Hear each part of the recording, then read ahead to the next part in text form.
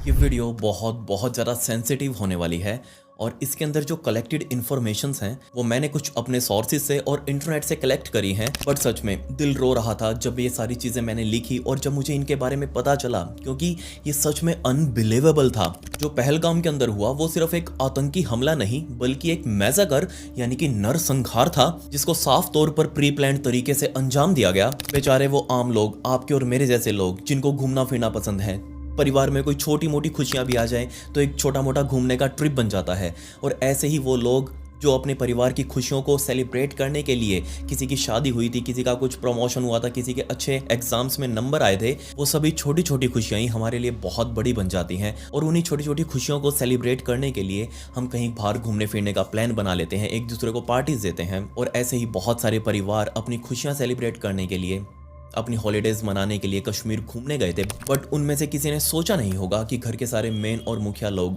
बेचारे तिरंगे में लिपट कर आएंगे। जो परिवार इस आतंकी हमले के अंदर, इस नरसंहार के अंदर विक्टिम बने, मैंने उनसे रिलेटेड उनके साथ हुए इंसिडेंट की कोर डिटेल्स जानने की कोशिश करी। वैसे तो यहाँ बताने लायक बहुत कुछ है, बट मैं पर्टिकुलरली एक फैमिली जिससे आप खुद को रिलेट कर सकते हैं कि आखिर उनके साथ उस टाइम पर क्या हुआ होगा, उनके बारे में मैं आज आपसे डिस्कस करूंगा। मुझे इस वीडियो के ऊपर कुछ खास लाइक्स वाइक्स नहीं चाहिए। आई जस्ट वांट कि ये चीज़ दोबारा कभी ना हो। और दूसरा, भारत सरकार बदले के लिए उतरे।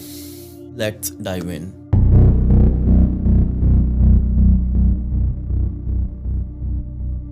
दिन था 8 अप्रैल 2025 का, जब हमारे भारत के ही कर्नाटका के शिवमोगा शहर में रहने वाले 18 साल के अभिजय, जो सुबह से ही उस दिन थोड़े से एंशियस थे, थोड़े से परेशान थे, थोड़े से टेंस्ड थे, क्योंकि आज उनका 12th क्लास का रिजल्ट आने वाला था। सो जैसे दोपहर हुई और कर्नाटका बोर्ड ने अपने 12th क्लास के रिजल्ट को जारी किया, और तब अभिजय ने भी अपना रिजल्ट देखा और वो बहुत बहुत ज़्यादा खुश। क्यों? क्योंकि उन 12th क्लास की एग्जाम्स के अंदर अभिजय के टोटल 97% मार्क्स बन चुके थे। उन्होंने तुरंत भागकर अपना रिजल्ट अपनी माँ पल्लवी राव को बताया, घर में मौजूद दादी को दिखाया और सब लोग बहुत ज्यादा खुश। तुरंत घर वालों ने फोन करके घर के मुखिया यानी कि अभिजय के पिता मंजुनाथ राव को भी इस बारे में बताया कि अभिजय का रिजल्ट आ चुका है और उसने तकरीबन 97% मार्क्स स्कोर किए हैं। और यहाँ मंजुनाथ भी बहुत बहुत ज्यादा खुश।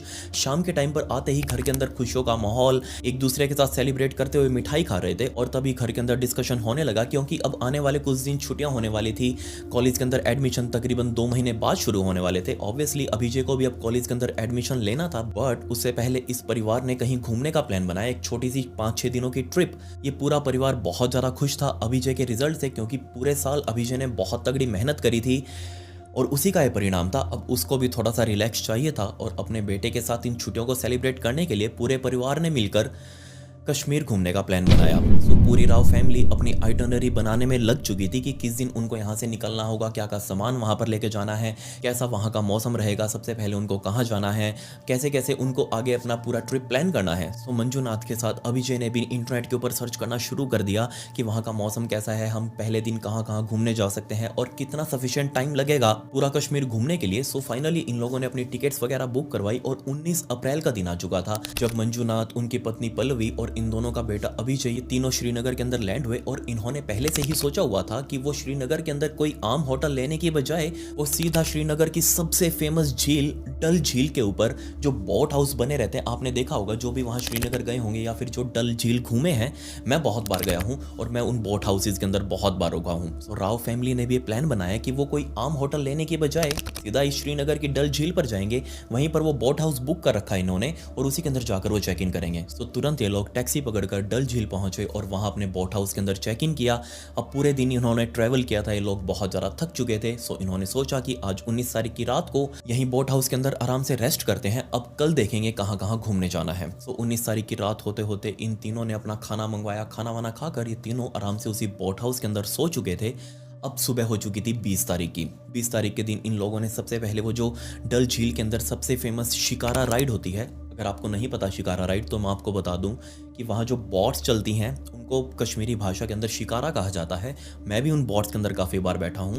राव फैमिली ने भी अपनी शिकारा बुक करी और जल्दी ही वो शिकारा लोकल कश्मीरी एक चलाता हुआ उनके बोट हाउस के पास आया और तीनों ही व्यक्ति यानी कि मंजुनाथ, उनकी पत्नी पल्लवी और इन दोनों का बेटा अभिजय, ये तीनों उसी शिकारा के अंदर बैठ चुके थे। असल में शिकारा वहाँ से पूरा राउंड लगाते हुए बीच में कुछ खाने वाने के पॉइंट भी बने हुए हैं और एंड में जाके एक मार्केट भी बनी हुई है, क्योंकि मैंने पर्सनली खुद वहाँ पर बहुत बार विजिट किया है।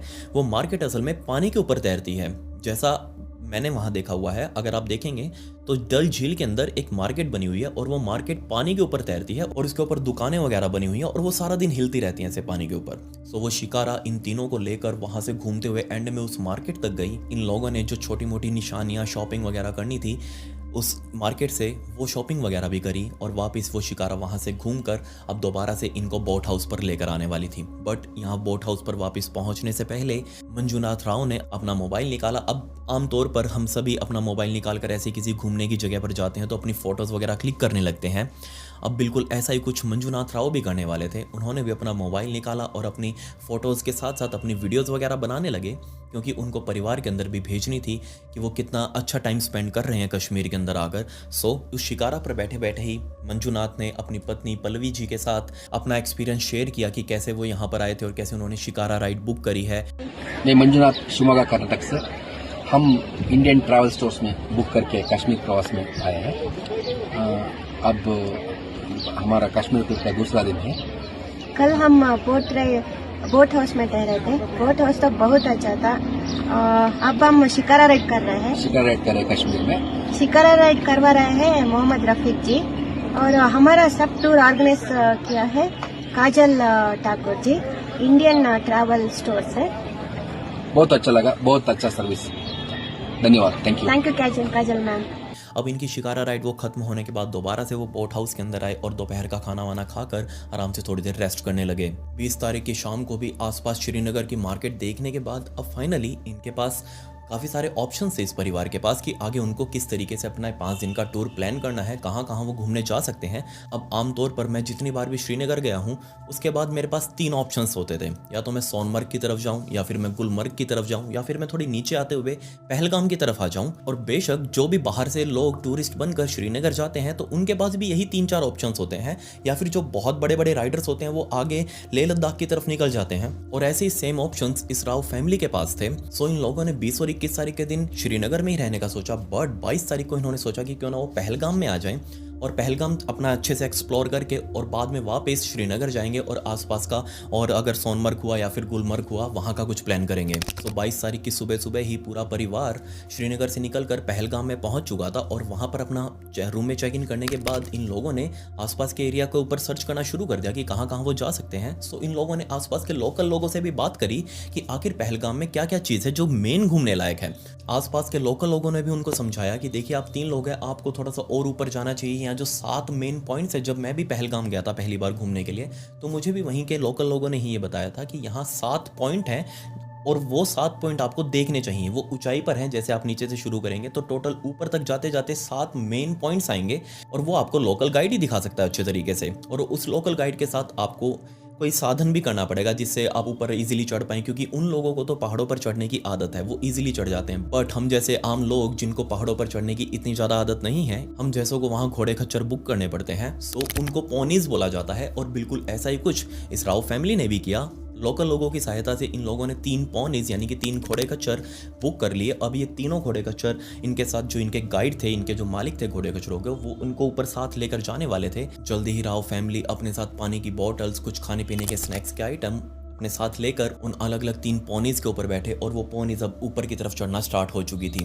पॉनीज आगे चलना शुरू हुई और सबसे पहले पॉइंट पर पहुंची। वहां इन लोगों ने अपनी पॉनी से उतरकर पूरी राव फैमिली ने आसपास के एरिया को देखा, जो कि बहुत बहुत ज़्यादा सुंदर दिखने में। जिसके बाद दोबारा से लोग अपनी पॉनीज के ऊपर बैठे, सेकंड पॉइंट पर पहुंचे। वहां उतरकर इन्होंने अच्छे से यह एक्सप्लोर किया और दोबारा से वापस अपनी पॉनीज पर बैठ कर ये लोग सीधा तीसरे पॉइंट की तरफ निकल चुके थे। बट ये तीसरा पॉइंट ही यहाँ बहुत बहुत बड़ी दिक्कत करने वाला था। तकरीबन दोपहर के 2:30 बज चुके थे। अब आमतौर पर इस टाइम पर अगर हम कहीं बाहर घूमने गए हुए हों तो इस टाइम पर हमको बहुत बहुत ज़्यादा भूख लगाती है, चाहे बीच रास्ते में हमने कितना ही कुछ क्यों ना खाया हो, इस टाइम पर हमारा पेट कुछ सॉलिड मांगता है। और बिल्कुल ऐसा ही कुछ ये परिवार भी फील कर रहा था। इन लोगों ने अपने पॉनी साइड में लगवाई और वो जो थर्ड पॉइंट होने वाला था, ये बहुत बड़े मैदान से, ग्रीनरी मैदान जो सर्दियों के टाइम पर पूरे तरीके से बर्फ़ की चादर के अंदर लिपट जाते हैं। इस मैदान के अंदर और भी बहुत सारे टूरिस्ट आसपास घूम रहे थे, आसपास बहुत सारी एक्टिविटीज़ चल रही थी। पूरा परिवार बहुत ज़्यादा एंजॉय कर रहा था। पॉनीज के जो मालिक थे उन लोगों ने अपनी पॉनी साइड में लगाई और तीनों परिवार मेंबर्स को खुला छोड़ दिया कि आप आराम से जाके एक्सप्लोर करिएगा,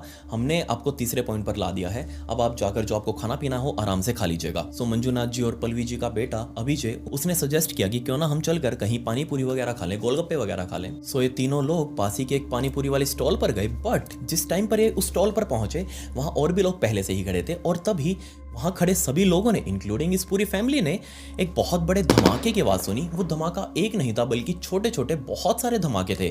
अब जैसे ही ये आवाज सुनी, आसपास में सभी लोगों का ध्यान उस आवाज की तरफ गया, जो कि क्लियर कट समझ नहीं आया किसी को भी आखिर वो आवाज आई कहां से है, क्योंकि पहाड़ों के बीच में लोग खड़े हैं और वहां आवाज गूंजती है। सो मंजुनाथ जी ने भी अपनी पत्नी पल्लवी जी की तरफ देखा और अंदाजा लगाने लगे सभी लोग कि आखिर आवाज कहां से आई है। पल्लवी जी को कोई आइडिया नहीं, उस टाइम पे लोग पानी पूरी खाने में बिजी थे, बट ये पानी पूरी सिर्फ पल्लवी जी और उनके बेटे अभिजय ही खा रहे थे, क्योंकि मंजुनाथ जी ने पानी पूरी खाने से मना कर दिया था और वो जस्ट साइड में ही खड़े थे, अपनी पत्नी के और अपने बेटे को देख रहे थे कि वो वहां पर आराम से पानी पूरी खा रहे हैं। और तब ये आवाज, ये जो धमाके वाली आवाज थी, दोबारा से आई। ऐसा लग रहा था अब की बार आवाज बहुत पास से आई है। अब दोबारा से सभी जो आसपास टूरिस्ट खड़े थे और जितने भी दुकान वाले थे, उन सभी का ध्यान दोबारा से उसी आवाज की तरफ गया और सभी ने अंदाजा लगाना शुरू कर दिया कि ये नॉर्मल आर्मी की प्रैक्टिस वगैरह है, क्योंकि आपको पता होगा कि कश्मीर आर्मी के हिसाब से बहुत एक क्रिटिकल एरिया है। वहां पर इस तरीके की एक्टिविटीज आर्मी अपनी प्रैक्टिस करती रहती है और यहाँ इन सभी टूरिस्ट को लगा कि आर्मी अपनी कोई प्रैक्टिस कर रही होगी, आसपास कोई फायरिंग रेंज होगी और उसी के अंदर ये गोलियां चल रही हैं। सभी ने इग्नोर किया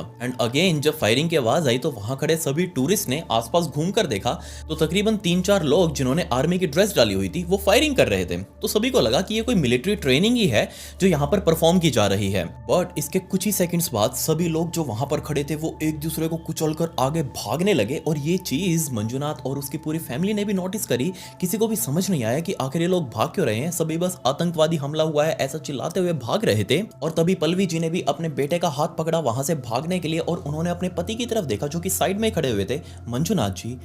बट मंजुनाथ जी भाग नहीं रहे थे। क्यों? क्योंकि वहां पर वो खड़े नहीं थे बल्कि वो अभी तक गिर चुके थे। क्यों? क्योंकि एक बुलेट पीछे से आई और उनके सीधा गर्दन में आकर लगी और वो बुलेट के लगते ही नीचे ढह चुके थे। तुरंत पल्लवी जी और उनका बेटा अभिजय वो भागकर सीधा मंजुनाथ जी के पास गए, उनको संभालने लगे, उनको उठाने की कोशिश करने लगे। बट इतने में ही वो गोली चलाने वाला आदमी वहां पर आ गया और ऊपर से दोबारा अपनी गन को नीचे पॉइंट करके मंजुनाथ जी की तरफ अपना ट्रिगर दबाने लगा। और तभी नीचे बैठी हुई पल्लवी जी ने उस आदमी की तरफ देखा और बोलने लगे कि मेरे पति को मारा है तो मुझे भी मारो, मुझे क्यों छोड़ रहे हो। बट उस आदमी ने पलटकर जवाब दिया कि नहीं, हम तुम्हें नहीं मारेंगे, जाकर मोदी को बोलो, यानी कि हमारे प्राइम मिनिस्टर श्री नरेंद्र मोदी जी, उनको जाकर कहो। और इस पॉइंट पर लिटरली वहां पर खड़े हुए हर व्यक्ति को समझ आ चुका था कि ये कोई आम आर्मी ट्रेनिंग नहीं चल रही बल्कि यहाँ पर आतंकवादी हमला हुआ है। और जिससे अभी अभी पल्लवी जी ने बात करी थी, जो उनको बोल रहा था कि जाओ मोदी जी से बात करो, और जिसने उनके पति की अभी अभी हत्या करी थी, वो आदमी कोई और नहीं बल्कि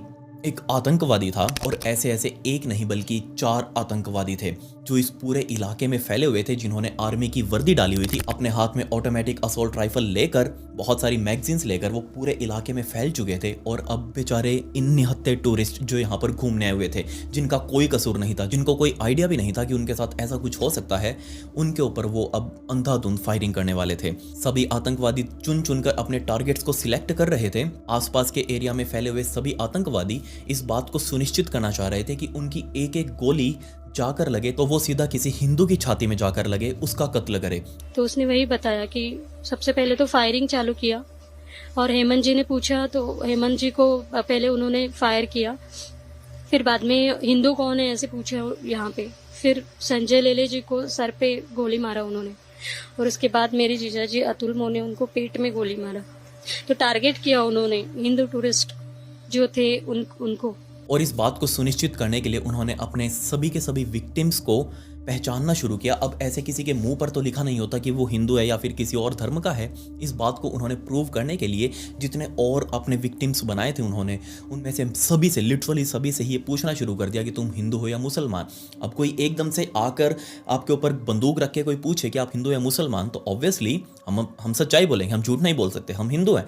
अब पलट में उन आतंकवादियों ने सभी विक्टिम्स को कहना शुरू कर दिया कि तुम कलमा पढ़कर दिखाओ। आपको पता होगा कि इस्लाम धर्म में कलमा होता है जो तकरीबन या फिर मैं कहूँ हर मुसलमान को लगभग याद होता है, पूरी जबान के ऊपर रटा होता है। तो अगर कोई भी मुसलमान होगा और उसको अगर कहा जाए कि कलमा पढ़कर दिखाओ तो वो तो तुरंत पढ़ देगा। बट अगर कोई हिंदू व्यक्ति जिसने कभी ऐसा कुछ सुना ही नहीं, उसको कुछ पता ही नहीं ऐसा कुछ भी होता है, अगर उसको कहेंगे तो वो नहीं पढ़ पाएगा।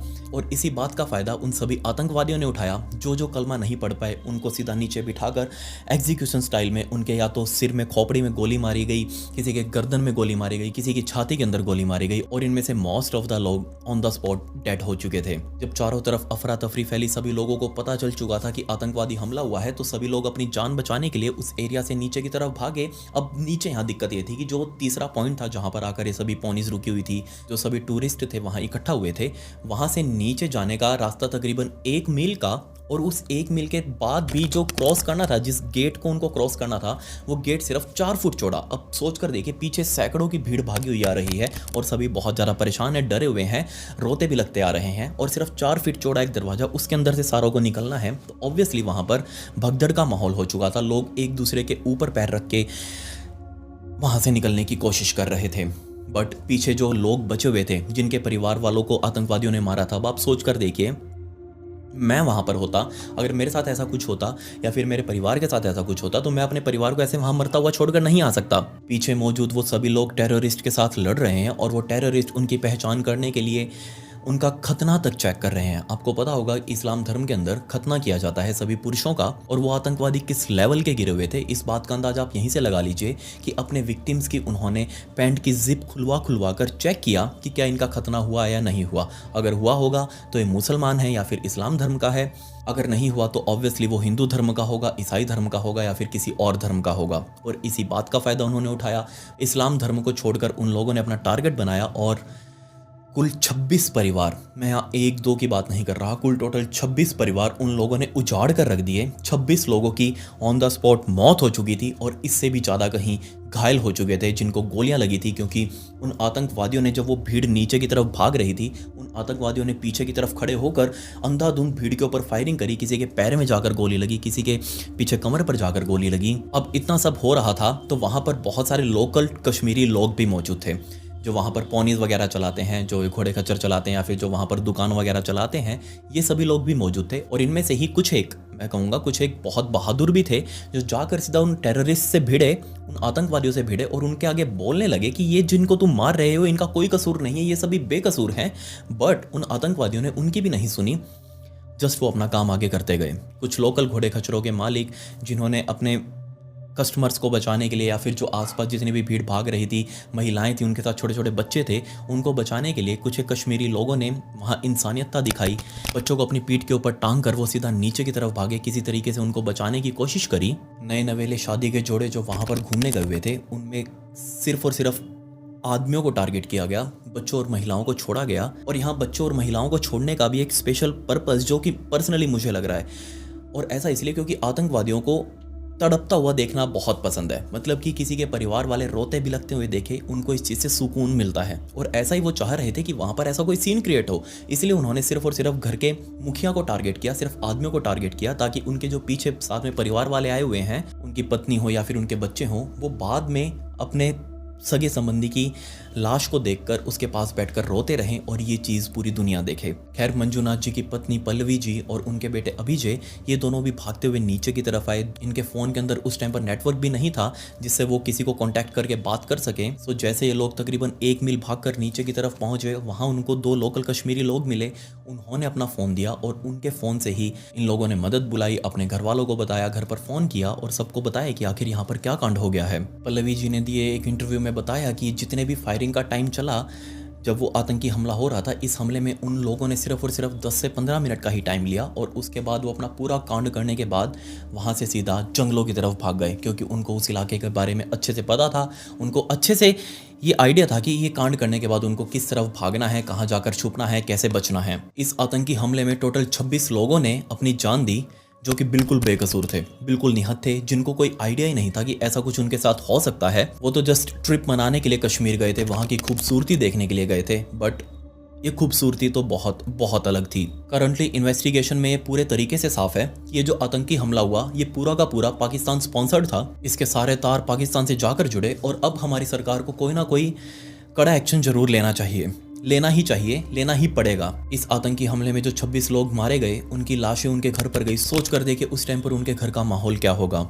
ये बात भी कहीं ना कहीं पक्की है कि जो आतंकी पाकिस्तान से आए थे उनको भारत के अंदर की ही कहीं ना कहीं शय थी। जी हाँ, कहीं ना कहीं किसी ना किसी कश्मीरी लोकल ने उनका साथ जरूर दिया होगा, उनको अंदर की इंटेल दी होगी, वरना वहां रहने वाले लोगों को कैसे पता कि ये एक टूरिस्ट डेस्टिनेशन है, यहाँ का रास्ता ये है और ये कांड करने के बाद इस तरीके से वहां जाकर छुपना है। नहीं, जब तक अंदर का भेदी कोई राज ना खोले तब तक कांड नहीं हो सकता। और दूसरी बात, अब आप कहेंगे कि ऐसा क्यों वहां पर निहत्थे टूरिस्ट को टारगेट किया गया। देखिए, 2 कारण है।